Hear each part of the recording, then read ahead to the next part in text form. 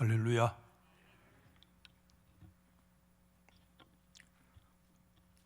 한 주간 전에 처음으로 라오스라고 하는 곳에 선교적인 그런 여행을 다녀왔습니다.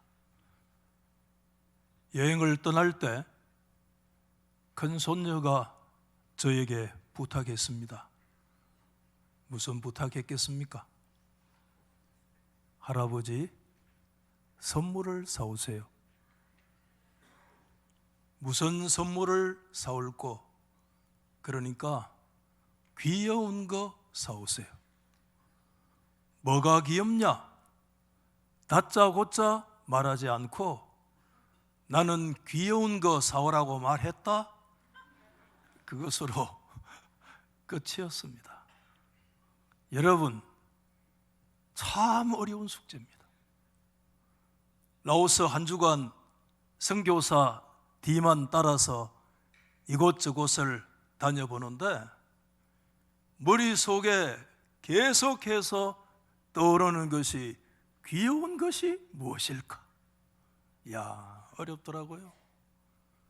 여러분, 라오스는 아직 저개발 국가라 숙소 주변으로 아마 수백 개의 난전들이 펼쳐져 있고 그 전시된 품목만 해도 아마 수천 가지가 넘을 것 같은 아주 알록달록하고 화려한 그런 색깔들로 온 전통시장이 뒤덮여 있습니다만은 그 어떤 것을 봐도 이게 귀여울까? 저게 귀여울까? 야, 아무리 봐도 귀여운 것이 눈에 띄지가 않았습니다. 계속해서 고민하다가 그래도 하나 눈에 들어오는 것이 있다면 요즘 그래도 어린아이들 책가방 뒤에 뭐라고 이렇게 매달고 다니는 거 있잖아요. 그렇죠? 키링이라고 그러는지 뭐 이런저런 인형 같은 거 그런 것들을 아마 주렁주렁 메고 다니는 거 그런 게 아마 좋아할 것 같다. 그런 게 좀 걸려 있는데 그 모양이 뭐냐 하면 코끼리 모양이에요. 그래서 언뜻 보면 귀여운 것 같기도 한데 어느 한 면에서 보면 좀 뭐가 좀 마음에 조금 걸리고 좀 찝찝한 그런 게 있어서 그거 고민한다고 3일 동안 고민했습니다. 그런데 동행하시던 어느 장로님도 손주에게 사명을 받았는지 비슷하더라고요. 그거를 사는 거예요. 목사님 더 이상 고민하지 말고 숙제를 빨리 하세요. 그래서 그분도 사길래 저도 고민을 그만 거쳐야 되겠다 그렇게 해서 그 중에 몇 가지를 골랐는데 한국 돈으로 뭐 1, 2만 원 정도도 채 할까 말까 그래요. 그 나라 돈으로는 32만 킵인데 환율이 높더라고요. 그래서 신문지에 싸가지고 이렇게 가방에 넣어가지고 왔어요. 드디어 이제 손녀가 할아버지가 선물을 가져왔다. 뭔 선물일까? 만면에 웃음을 띠고 눈을 가리고 할아버지 보여주지 마. 내가 눈을 가리니까 짠하고 보여줘야 돼. 야, 여러분, 그때부터 제 가슴은 두근두근 하는 거예요. 그래서 드디어 신문지를 풀고 그것을 보여주었습니다. 밝은 모습으로 그 선물을 보던 손녀의 얼굴이 조금 바뀌더라고요. 그러면서 하는 첫 번째 말이 뭐냐 하면 할아버지, 이거 종교와 관계되는 거 아니야? 깜짝 놀랐어요. 저도 조금 뭐가 걸리긴 했는데 그러면서 하는 말이 더 과간이에요. 우리 예수 믿는 사람들은 종교에 대해서 신경을 많이 써야 돼. 되게 혼났습니다. 제가 저희 아내가 그러더라고요. 그래 봐라, 엄청난 경상도 말로 구사리를 먹고 제가 숙제에 대대적으로 실패를 했어요. 얼마나 미안하고 마음이 안 됐던지. 그래서 현금을 좀 끄집어내 가지고 네가 원하는 거 사라고 하니까 얼굴에 그나마 조금 웃음이 발생해서 그렇게 끝이 났는데, 며느리가 나중에 질문을 했대요. 그래도 할아버지가 여러 날 고생해가지고 고민해서 사온 건데 너 그냥 받으면 됐지, 그거 왜 그런 말을 했어? 그랬더니 그때 며느리에게 손녀가 하는 말이 뭐라고 했는가 하면, 우리 할아버지가 목사님인데 내가 그런 거 하고 다니면 다른 애들이 뭐라고 하겠어? 야, 여러분, 초등학교 1학년입니다. 제가 왜 이런 말씀을 드리느냐 하면, 신앙의 교육도 조기 교육이 얼마나 중요한지.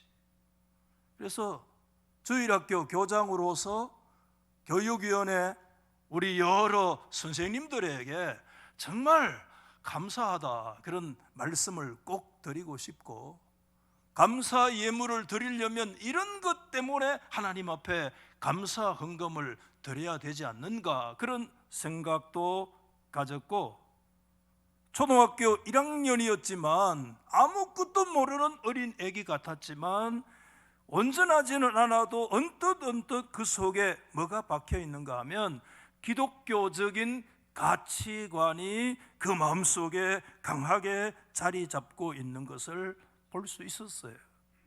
저도 코끼리 걸으면 좀 불교적인 냄새가 조금 있잖아요.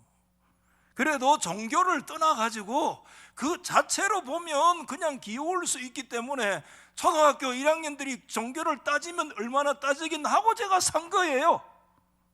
그런데 첫 마디가 종교와 관계되는 거 아니야? 이 색깔은 이슬람 색깔이야. 이슬람 색깔이래요. 제가 되게 혼이 났습니다.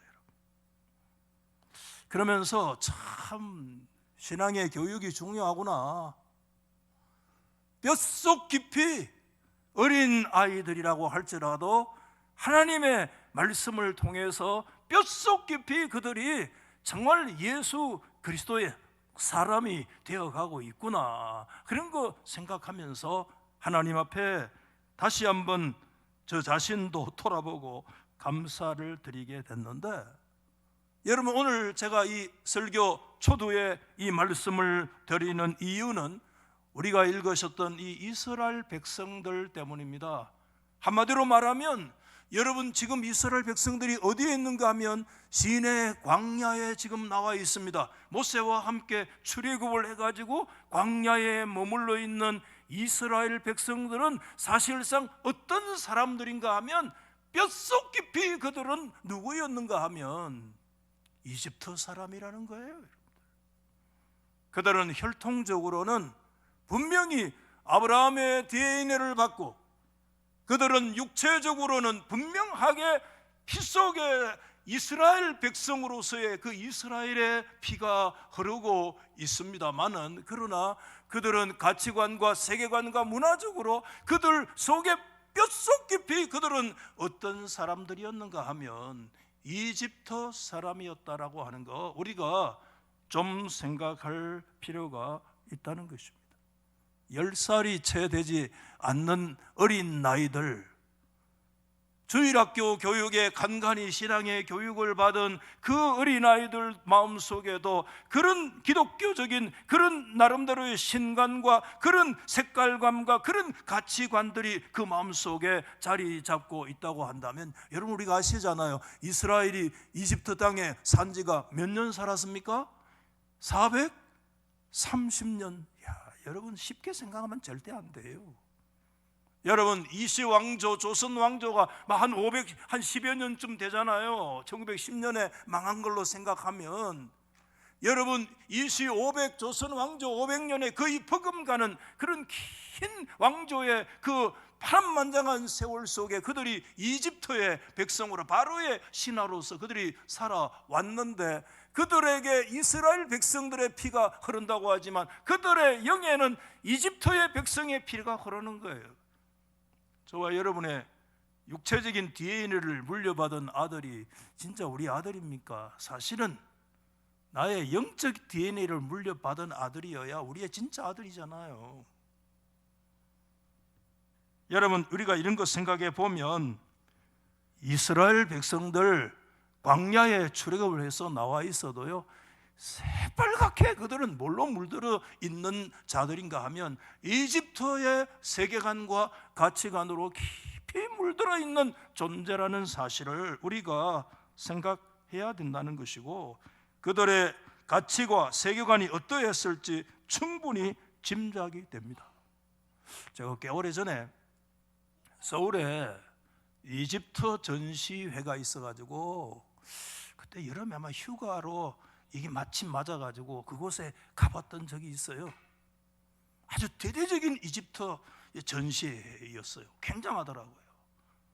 아마 엄청난 그런 것들이 그 전시에 되어져 있는데 꽤 오래돼서 다 기억을 거의 하지 못하지만 그때의 제 느낌 하나는 분명하게 남아있는데, 그게 뭐냐 하면 거기서 봤던 알파에서 오메가까지 대다수가 뭐였는가 하면 이집트 문화의 모든 것이 오늘 우리의 세계관으로 바라보면 90%가 우상 숭배예요. 무슨 짐승, 전부 다 짐승의 형상, 우상의 그런 모습. 야, 이집트의 고대 왕조의 그 문화 안에는 형상의 문화였으며 그들의 문화는 소위 말하는 우리의 입장에서 우상의 문화였음에 틀림이 없다라고 하는 거 생각을 했는데, 그런 문화 속에서 여러분 430년 동안을 살아왔던 이스라엘 백성들, 여러분 말이 이스라엘 백성들이지 그들의 피 안에는 이집트의 세계와 가치관이 뼛속 깊이 흘러가고 있는 그런 자들 아니겠습니까 여러분? 저는 어릴 때 초등학교 1학년 때부터 신앙생활, 교회 생활을 이렇게 다녔는데 저는 그래도 좀 모범생이었습니다 여러분. 대학 때 주일 한 번 빠지고 한 번 빠진 적이 없어요. 대학 때는 제가 과 대표를 맡아가지고 부득이 한번 애들 학생들 데리고 어디에 실습을 갈 일이 있어가지고 한번 빠진 적이 있었는데, 그러고 나서는 주일을 빠져본 적이 거의, 주일 빠지면 죽는 줄 알죠 사실. 근데 선생님들을 통해 가지고 여러분 하나님의 말씀을 배우면서 내 마음속에 무슨 생각이 들었는가 하면, 야, 이스라엘 백성들은 도대체 이게 생각이 있는 사람인가 없는 사람인가 너무 답답하고, 이것들 너무 고집불통 아니야, 골통 아니냐, 도대체 생각이 있는 사람이냐, 그런 생각을 한두 번 한 거 아니에요. 어떻게 해서 그렇게 우상 숭배 역사를 그렇게 해서 그런 속에서도 끊임없이 답습하고 반복할 수가 있는가, 그런 생각을 가졌는데, 여러분 이스라엘에 한두 번 가서 광야로만 주로 들어간 거 아니지만 광야라고 하는 곳을 가서 이렇게 들여다보면서 좀 생각이 달라지더라고요. 그들의 문화와 그들의 세계관에 대해서 관심을 가지고 여러분 책을 보고 생각을 해보면 해볼수록 그렇게 그냥 불신앙이라고 그냥 단죄할 만한 그런 문제이겠는가. 당장 무슨 생각이 듭니까? 내가 그 자리에 있을 때, 내가 그 광야에 있을 때 나는 그러면 어땠을까 하는 생각이 당장 들더란 말입니다. 오늘 우리의 입장에서 정말 이스라엘 백성들 저거 죽일 놈이다, 저거 영적으로 저건 영치다, 그렇게만 할 문제가 아니라 내가 그 자리에 있을 때 나는 여러분 어떤 존재가 되어졌을까에 대한 질문을 해보니까 여러분 전혀 다른 모습으로 다가오더라는 것입니다. 여러분 영국에 갔을 때 가면 대형 박물관이라고 반드시 가요. 여행 가면.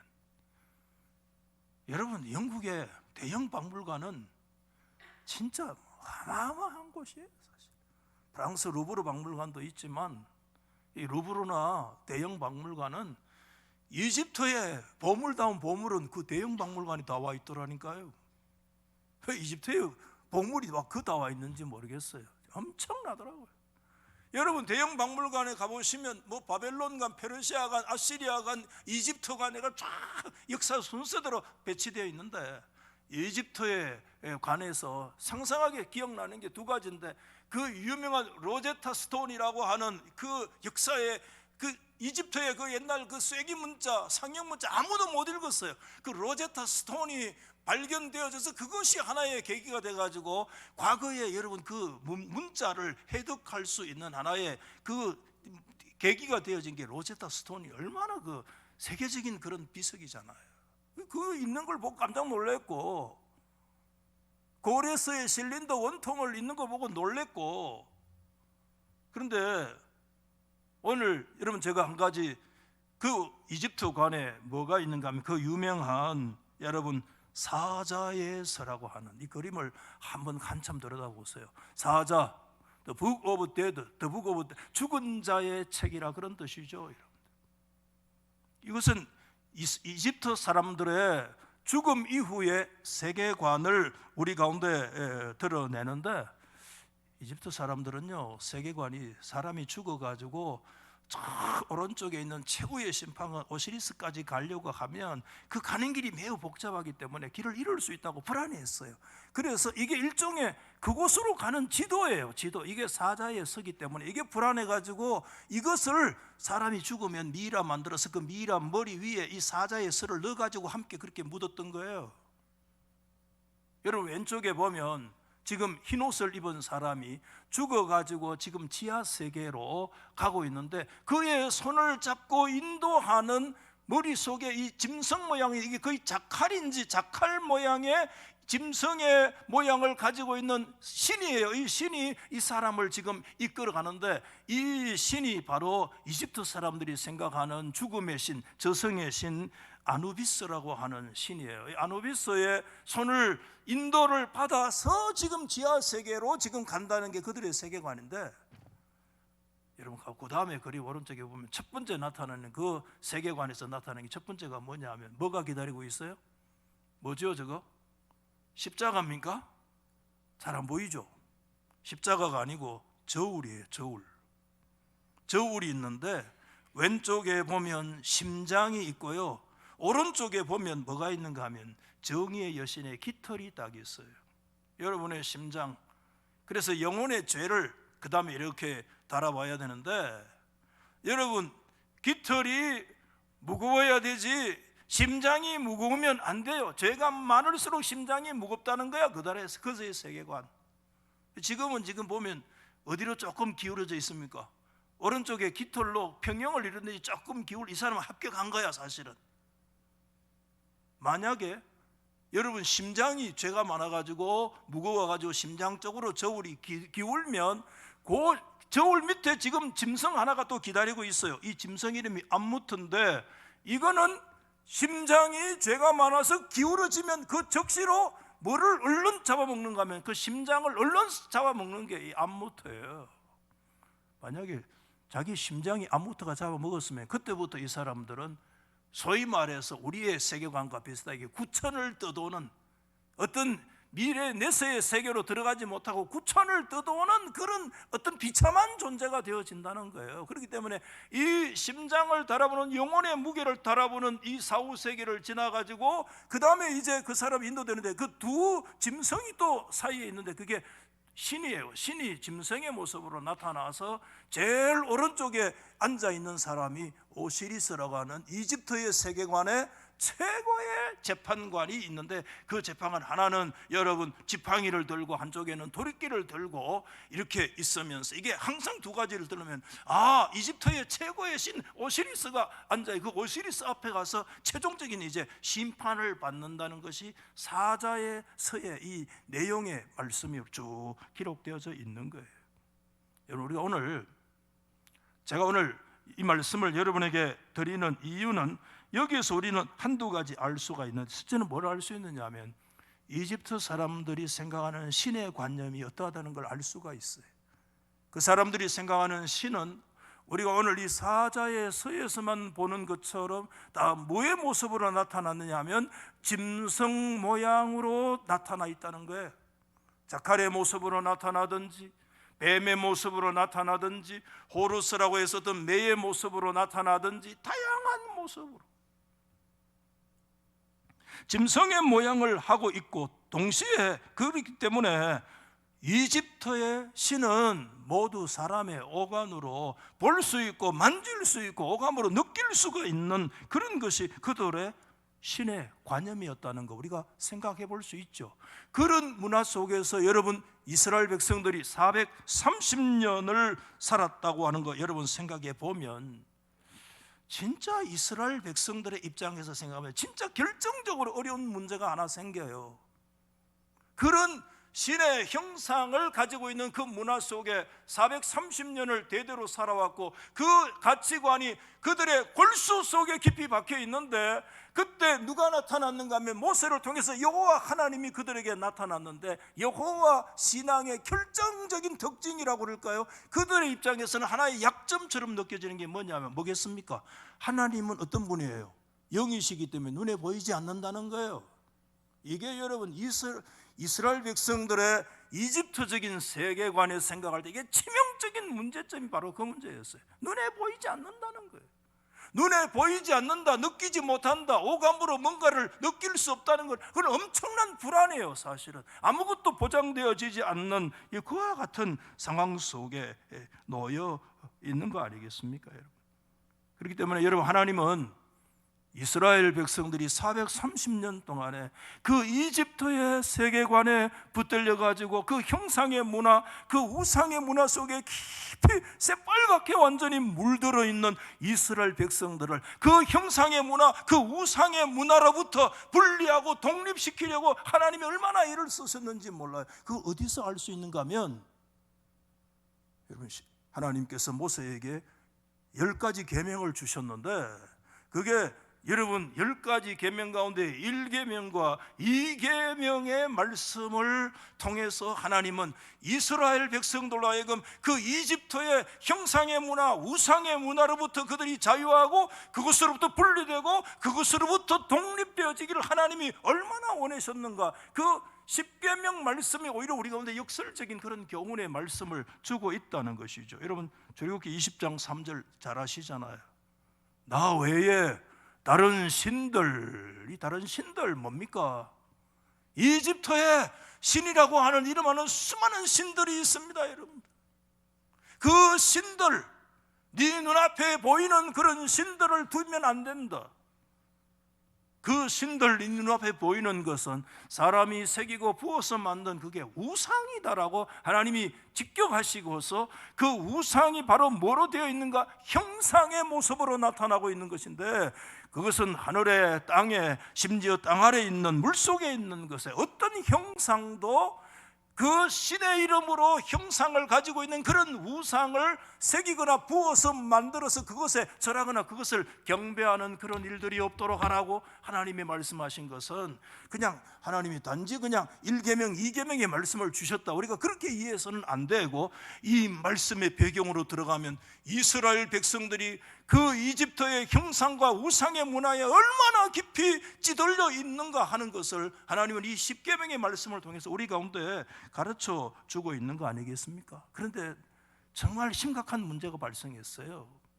그게 뭐냐면 어느 날 경상도 말로 각중에 갑자기 누가 사라졌는가 하면 그들의 눈앞에서 누가 사라졌어요? 모세가 사라진 거예요. 모세가 어느 날 사라졌어요. 여러분 이스라엘 백성들은 여호와 하나님이 누군지 잘 몰랐습니다. 사실상 하나님이 모세에게 말씀할 때 모세가 누가 나를 보내라고 할까요? 여호와가 너 보내라고 해라. 여호와가 누군데요? 스스로 있는 자가 보냈다고 해라. 하나님은 모세를 통해서 이스라엘 백성들에게 말씀을 하셨고 모세의 말을 듣고 그들이 따라왔고 여러분 믿음으로 출애굽한 거 아닙니다.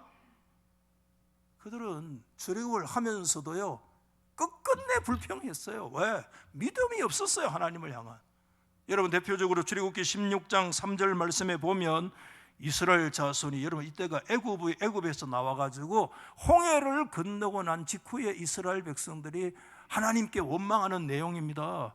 우리가 어디 땅에서 애굽 땅에 고기 가마 곁에 앉아 있을 때가 좋았는데 그때 팍 죽어버렸을 걸. 그때 팍 죽었으면 좋았는데 이 꼴 저 꼴 안 보고 그 얘기가 여기 계속해요. 왜 우리를 이 광야로 인도하여 내서 온 회중이 광야에서 줄여 죽도록 하는 것인가? 하나님은 여러분 한 번도 이스라엘 백성들에게 직접적으로 말씀하신 적이 없어요.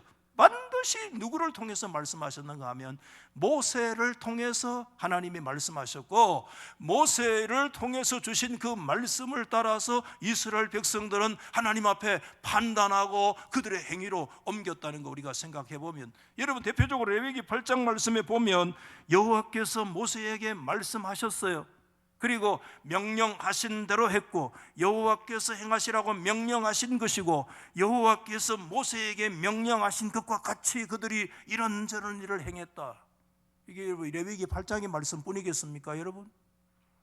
이게 하나님이 이스라엘 백성들을 상대했던 하나님의 구조예요. 직접적으로 이렇게 해라 저렇게 해라 말씀하지 않으시고 반드시 대언자 모세를 통해서 하나님이 이래저래 하나님의 뜻을 전해 주셨다라고 하는 거 우리가 생각을 해본다면, 매사에 하나님의 말씀을 대리하고 전해주던 모세가요, 어느 날 갑자기 그들의 눈앞에서 사라진 것입니다. 여러분 모세 어디로 갔습니까?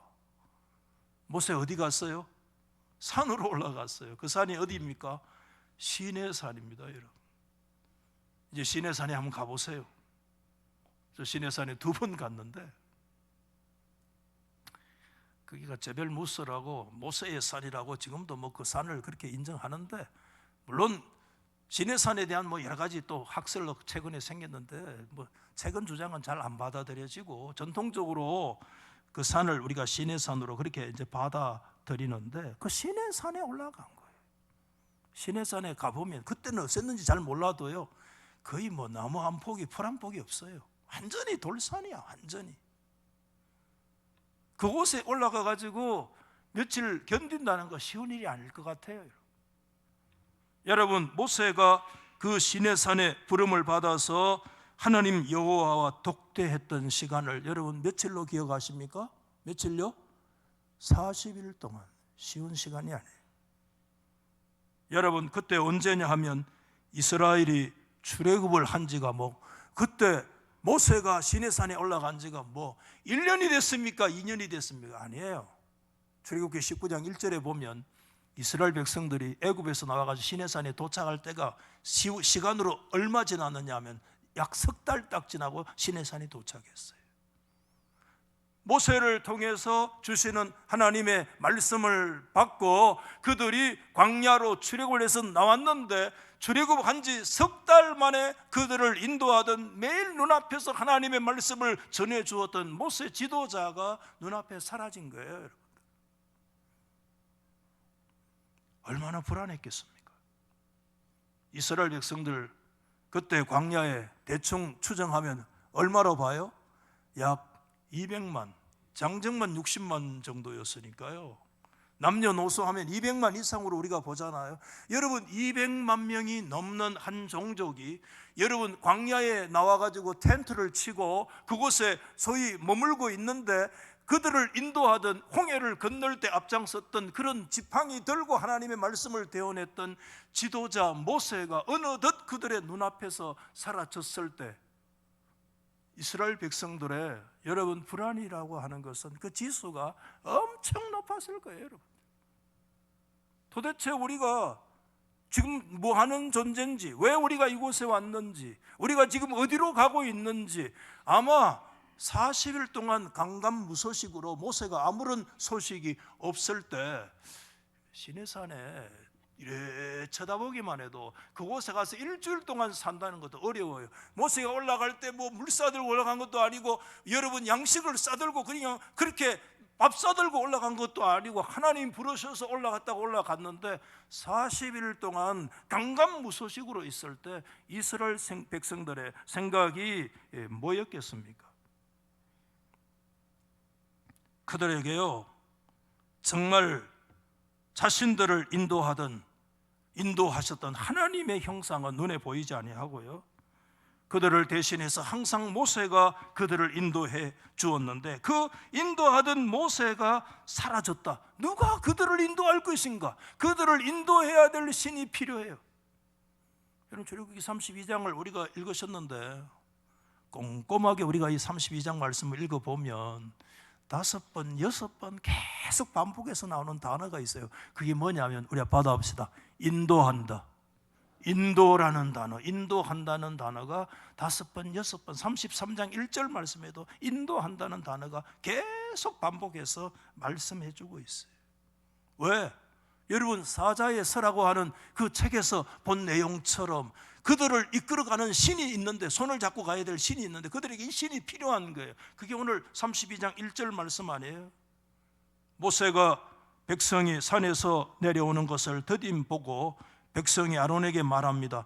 우리를 위하여, 그 다음에 뭐라고 얘기하죠? 우리를 인도할 신을 만들어라. 우리를 애굽 땅에서 인도하여 낸 그 사람, 매일 우리 앞에서 얘기했던 그 사람 어찌 되었는지 알지 못한다. 23절에 이 말씀이 한 번 더 반복되어 있는 거예요. 그가 40일 동안 내려오지 아니고 강간무소식이니까 그에게 해본 어떤 일들이 일어났는지 도대체 알 수 없는데, 이것은 뭘 얘기하는가 하면 아마도 모세는 죽었을 것이다. 살아있다면 40일 동안 그 산에 올라가서 내려오지 않을 이유가 없다는 거예요. 죽었다는 거예요. 누가 우리를 인도할 것인가? 우리의 손을 붙들고 이끌고 갈 우리의 신이 누군가? 사자의 서에 우리의 손을 붙들고 가는 그 신들이 있었던 문화들이 그들 속에 있는데 누가 우리를 이끌어서 갈 것인가? 우리를 인도할 신을 우리는 만들어야 된다. 그래서 여러분, 남녀노소 백성들이 뭘 가지고 왔어요? 금부치를 다 가지고 왔어요. 여러분, 금형을 떠가지고 녹여서 부어 만들어서 튀어나온 게 뭐였습니까? 그 유명한 금송아지가 튀어나온 거예요. 금송아지가. 여러분, 금송아지 여기 보이잖아요. 동전 안에 이 아피스라고 하는, 여기 지금 보여 있는데, 이런 금송아지가 지금도요 박물관에, 루브르 박물관 이런 데 가면 많이 있어요. 여러분, 제가 이집트에 가가지고 책을 큰 거 두꺼운 거 하나 사왔는데 엄청 두꺼운 책이에요. 제일 먼저 간 장소가 이집트 박물관인데 그 박물관에서 2kg, 3kg 되는 책을 사서 이거를 열흘 동안 들고 다닌다고 죽을 뻔했는데, 한 번씩 써먹어야 될 거 아닙니까? 보세요. 이게 아피스 대가리, 황소 대가리, 황소. 이게 암손지, 황손지. 여러분, 아피스라고 하는 이 황소는 이집트 멤피스 지역에 숭배되던 거룩할 성자, 소자, 성우예요. 거룩한 소예요. 이스라엘 백성들이, 여러분, 그 이집트에 살면서 가장 친숙했던, 그들의 가치관에 가장 친숙했던 하나의 신이 있었다면 그게 아피스예요. 왜 아피스냐 하면, 아피스는 우리 가운데 세 가지를, 첫째는 풍요의 신이고요, 우리에게 먹을 거 풍성한 부자가 되기. 둘째는 다산, 자손들을 많이 낳게 해요. 셋째는요, 우리가 가장 중요한 게 뭐예요? 질병을 치료하는 치유의 문제가, 이 세 가지 풍요와 다산과 치유의 이 문제를 해결해 주는 신이 아피스, 성우예요. 거룩한 소예요. 이걸 만드는 거야. 우리가 좀, 여러분, 엄밀하게 얘기하면 이스라엘 백성들은 여호와 하나님을 막 배신해서 금송아지를 만들었다, 그건 맞아요. 그렇지만 어쩌면 하나님 여호와를 배신했다기보다는요, 그것이 오히려 그들의 가치관이었고 그들의 세계관이었고, 그들의 세계관에서는요 그게 지극히 정상적인 의식인 것처럼 느껴졌어요. 그래서 그 신을 만들고요 얼마나 즐거워했는지, 그 신 앞에다가 번제와 화목제도 드리고 막 춤을 추면서 뛰고 놀았는데, 오늘 우리의 입장에서 지금 미쳤나 싶으지만 미친 게 아니고 그들의 세계관이 지극히 정상적인 생각이었다는 거예요. 여러분, 그만큼 그들이 그 이집트의 세계에 깊이 뿌리 박혀 있었다는 거예요. 무서워요, 여러분. 여러분, 우리는 하나님께서요 광야 40년의 배도 중에 최악의 배도를 금송아지 사건으로 두고 있습니다. 그러나 여러분, 우리 시간에 이런 질문을 던져야 돼요. 금송아지 그 배도의 사건은 출애굽기 32장이나 수천 년 전에 이스라엘 백성들의 역사 속에 광야에서만 박제되어진 그런 존재로 있었을까? 아니라는 거예요. 그것은 이스라엘 백성들의 의식 속에 있던 하나님이 어떤 존재였던가를 우리 가운데 말씀해 주고 있는 거예요. 이스라엘 사람들이 생각하는 하나님은 어떤 하나님이냐면 아피스와 같은 하나님, 그들에게 풍요를 가져다 주는 하나님, 그들에게 다산의 축복을 주시는 하나님, 그들에게 때로는 병들었을 때 치유하시는 하나님, 생계를 책임지고 번영을 가져다 주는 하나님이라면 금상첨화라는 거예요. 금송아지를 만들었다는 것은 하나님을 배신해서 금송아지 만든 것도 맞지만, 진짜 그들이 생각하는 하나님은 어떤 분이었는가 하면 바로 이 아피스와 같은 분이 그들이 믿고 생각하는 하나님이었다는 거예요. 하나님은 어떤 분이냐?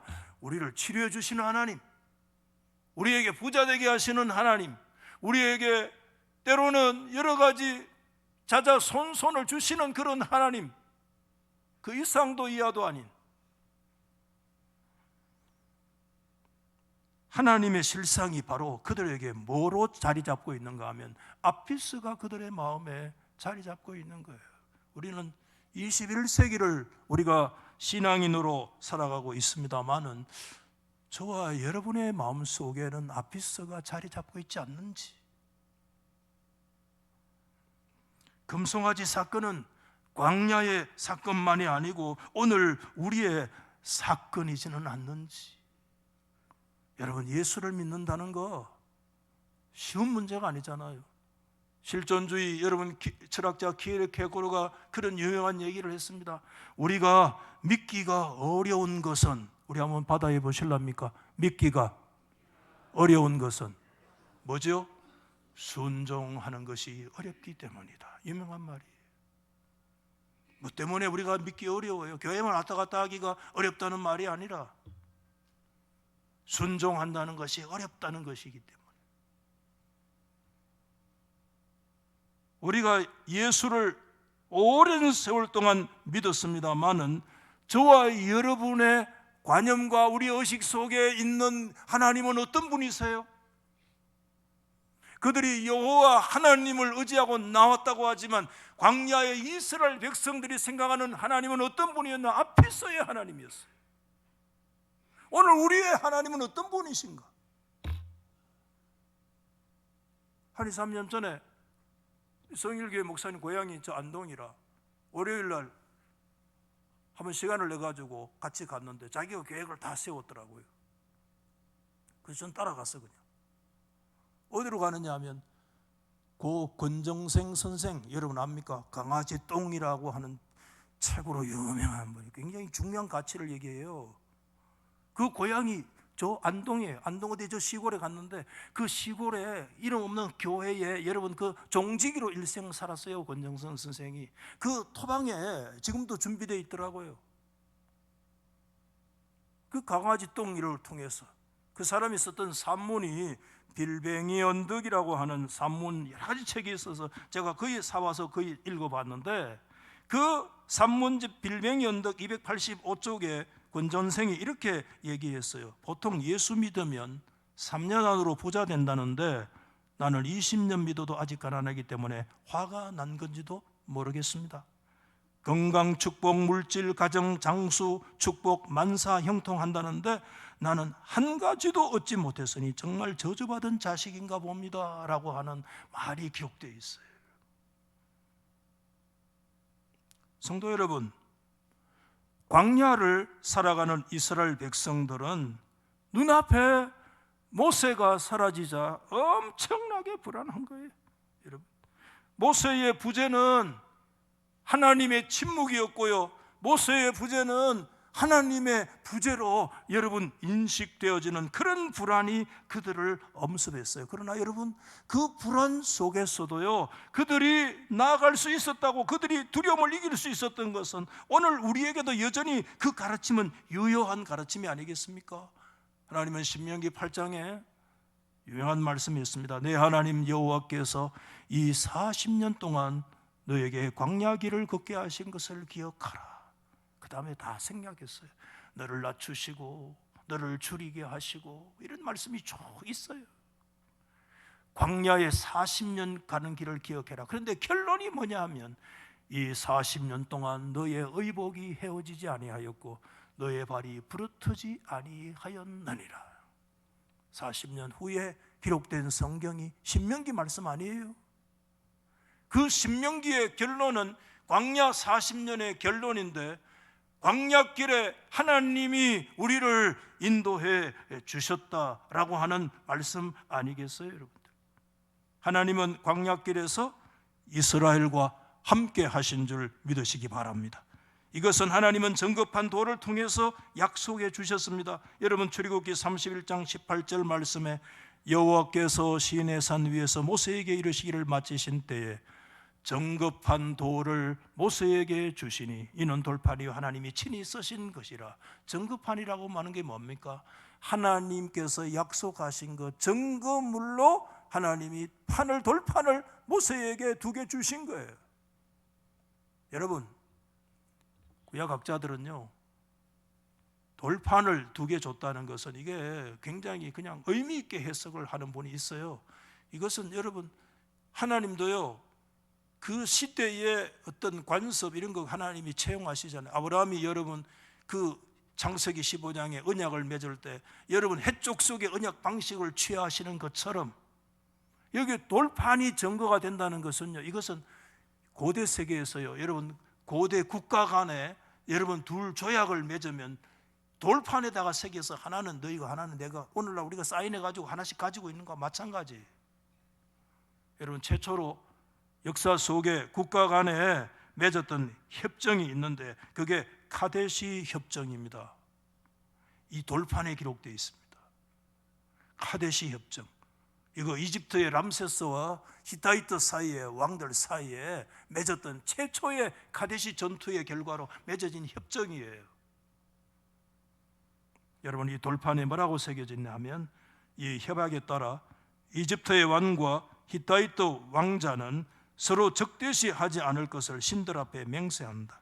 만약 어떤 적이 히타이트의 땅을 침범한다면 이집트의 위대한 왕 람세스는 그 적을 공격할 것이다. 소위 말하는 상호방위 조약. 너의 적이 오늘 나의 적이기도 하다, 그런 뜻이잖아요, 여러분들.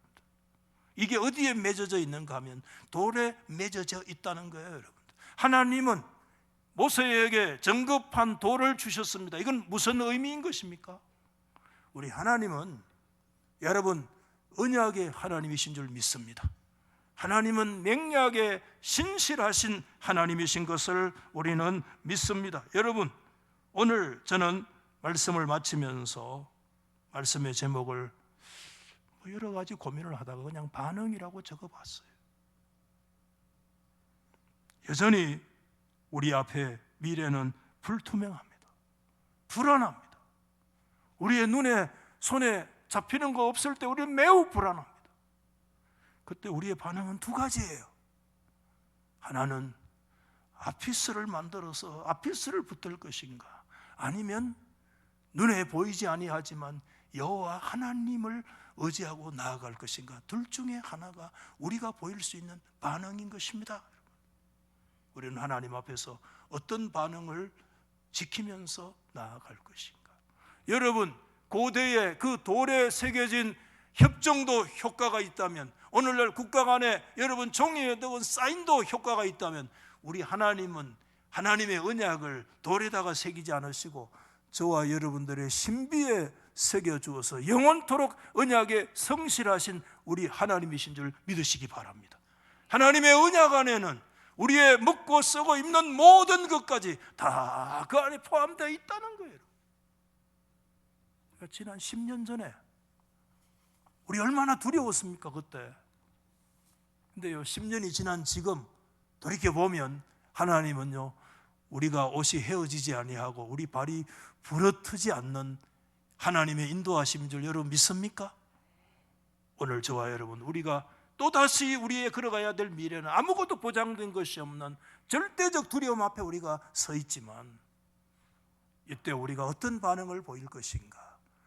아피스가 아니라 살아계신 여호와 하나님, 눈에 보이지 않는 그 하나님을 신뢰하는 믿음의 반응들이 저와 여러분의 길이 될 수 있기를 예수 이름으로 축원합니다. 여러분 찬송